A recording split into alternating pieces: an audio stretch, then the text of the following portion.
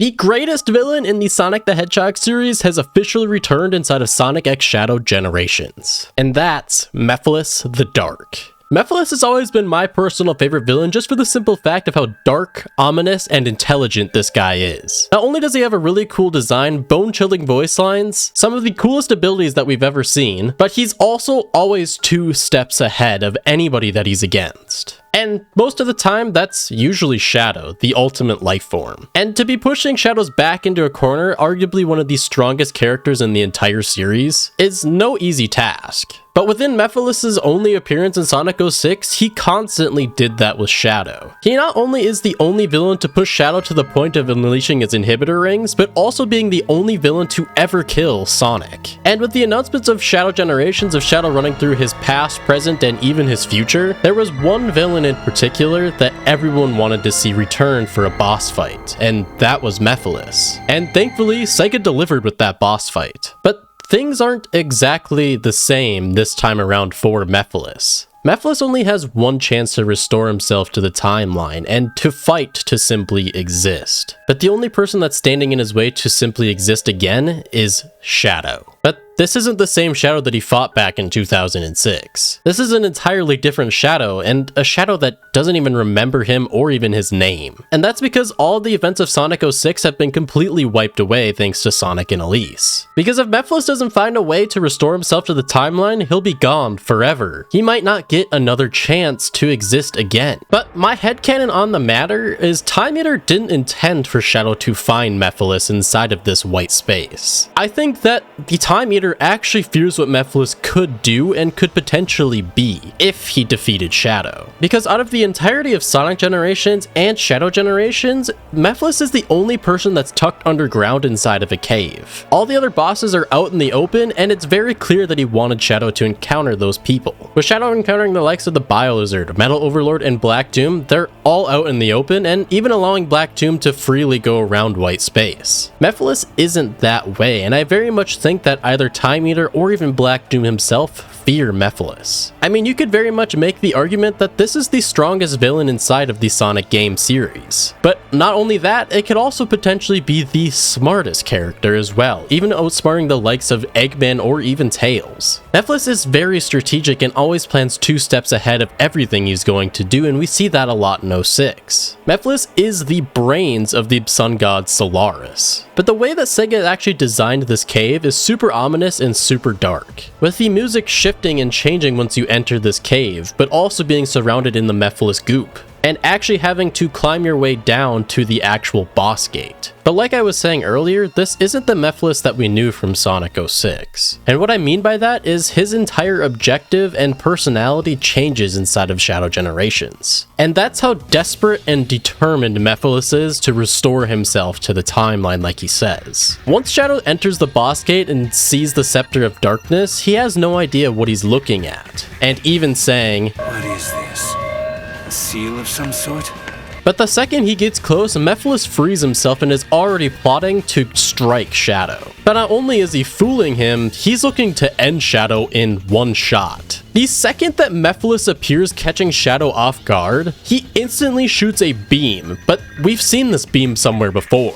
This is the exact beam and the exact shot that Mephiles took out Sonic with when he ended up killing him in Sonic 06. Mephiles isn't playing around, and he needs to restore himself to the timeline. He finally has the opportunity to come back and finally rule the world in his vision, and even could potentially team up again with Iblis, as Iblis is still around inside of this white space. Although Iblis is never actually a boss fight in either Shadow Generations or Sonic Generations, Crisis City is. And as we can see, Crisis City is very much still up in flames. This isn't the same Crisis City or same timeline that Silver saved. Iblis is still around and still wreaking havoc across Crisis City. So if Mephiles were to escape and win against Shadow, he could potentially reunite with Iblis and become Solaris once again. And if he were to do so, he could potentially even rival the Time Eater himself, as Solaris can freely manipulate and change the fabric of time itself. While this fight between these 2 monsters could completely just be a huge time battle,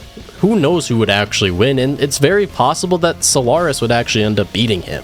Solaris by far is I think one of the biggest and strongest villains that we've ever seen inside of the Sonic series, if not the strongest. It took 3 Super Hedgehogs in Sonic, Shadow, and Silver to take him down. And I think that Solaris would beat Time Eater in a fight. I think the biggest thing that would be going for Solaris is not only having the brains of Mephiles, but he's actually entirely conscious. While on the other hand, I don't think Time Eater is conscious at all without Eggman. Eggman is completely controlling him from the inside, and I don't know if he has his own conscience at all. So without Eggman, he could completely wipe out time and space. But that's just what if he won. Unfortunately, that doesn't happen. Unfortunately for Mephiles, he actually fails his goal, and he actually ends up losing to Shadow. And I think a big portion of this is probably Mephiles underestimating Shadow. While I think that Mephiles is definitely taking this serious and he very much knows the measures that he has to go to completely defeat Shadow, this, just like Mephiles, isn't the same Shadow that we saw back then. Shadow defeats Mephiles in his crystallized form without ever unleashing the inhibitor rings or even going super. Now keep in mind, Shadow does have a lot more Doom powers, and these Doom powers are definitely broken and make Shadow a lot stronger. And I think the Doom powers definitely help him out a lot, especially the Doom Surf ability, allowing him to go after Mephiles, and also his Doom Spears allowing him to take out a lot of his minions. But in my headcanon, I would imagine the events of 06 happened years ago, and Shadow has been continuing to go on missions, fighting, and overall just getting stronger over time. So not only does Shadow have his Doom powers, he has a lot more years of experience, unlike he did in 06. But even after having more years of experience and Doom powers, he still brings out the best in Shadow. Shadow Generations is by far one of the most cinematic Sonic games there is to date, and these cinematics are absolutely stunning, and I love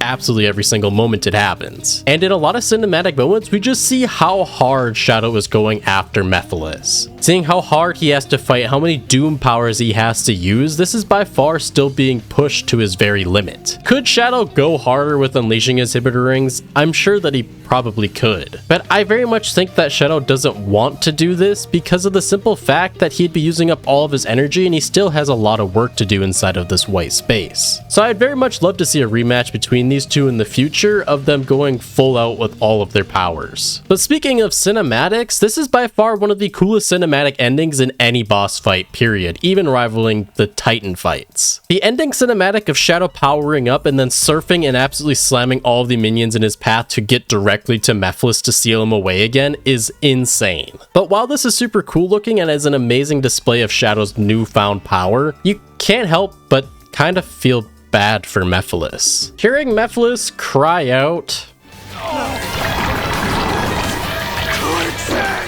can't help make you pity the guy. You can really see that Mephiles gave it his all and was really just trying to simply exist, as he said. Because it's very well likely that we'll never see Mephiles again, and he might not ever get an opportunity to exist or restore himself to the timeline again. I'm sure that Sega could definitely come up with a way to bring him back, but I just don't see it happening for a very long time. But Mephiles knew going into this fight, this wasn't going to be an easy fight going up against the likes of the Ultimate Life Form. He really did push Shadow's back into a corner at certain moments in this fight, but I think Shadow's just gotten too strong for him. And while this might be the end for Mephiles forever, I really hope that they consider bringing him back again. A really big thing that I genuinely love about this boss fight is just how much of a mix of nostalgia, but also a brand new feeling it gives to Mephiles and the boss fight. There's a lot of moments you can definitely see where they took a lot of inspiration from Sonic 06's boss fight with the minions and having to absolutely go after them, kind of similar to the Flame Core fight, but also introducing a lot of new moments that Mephiles is using some similar powers, but Shadow has to use his Doom powers to defeat him. But also, a lot of the voice lines are taken from Sonic 06, but it isn't the same voice actor that we had back then. Sonic 06 voice actor for Mephiles was known as Dan Green, and you might know him a little bit more well known for his voice for Knuckles.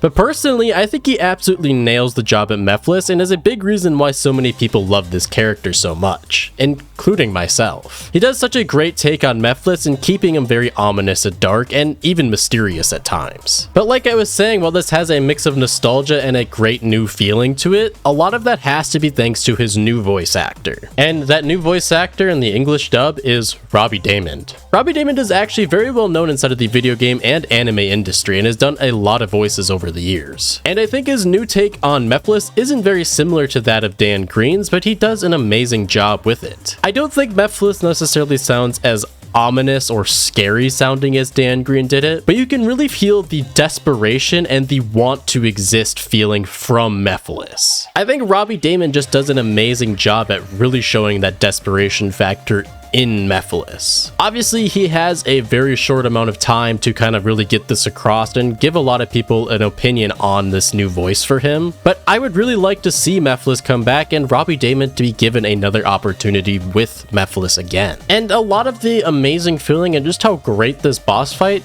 like I said, just genuinely has to be thanks to him. And that's super big kudos to him and all that he was able to pull off in such a short amount of time. He only had a short amount of the game to actually do any voice acting, different lines, and overall just make a huge impression on Sonic fans. And just in that short amount of time, I am craving more of seeing Mephiles alongside Robbie Daymond. And I think he is a big reason on why I think that this story purpose-wise is the best boss fight, but also gameplay-wise, Sega did an amazing job, and I think this is the best boss fight in the game, period. I do think all the boss fights are great, don't get me wrong. I think Mephiles just sticks out above the rest in my opinion. The build-up, the story, the gameplay, the doom powers, it all just feels great inside of this boss fight. But like I've kind of somewhat already mentioned, could Mephiles ever return? I think that the sales of this game, but also the reaction to Mephiles could be a very big indicator on Mephiles returning in the future. If people really want this enough and people continue to react to Mephiles the way that it already has been done, Sega can't ignore this character forever, and eventually they'll have to bring him back. Just like they did with Shadow back in the day. Shadow was never meant to return after being killed off in Sonic Adventure 2, but the reaction of the fans brought Sonic Team together and allowing Shadow to come back. I think the way it's going, the reaction to Mephiles and just seeing how many people truly love this villain can really show Sega that this character needs to return in a bigger role. I don't think it necessarily needs to be a Shadow game or even surrounded in Shadow. He could even potentially go after Sonic, but he needs to be given another opportunity again. Now, when it comes to story purposes and trying to make that fit, it's really unknown how that could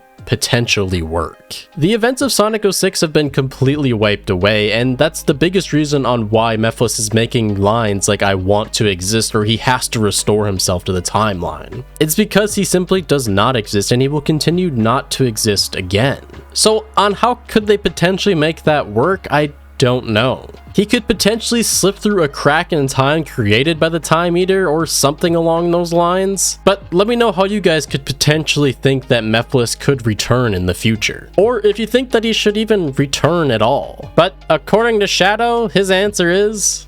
There is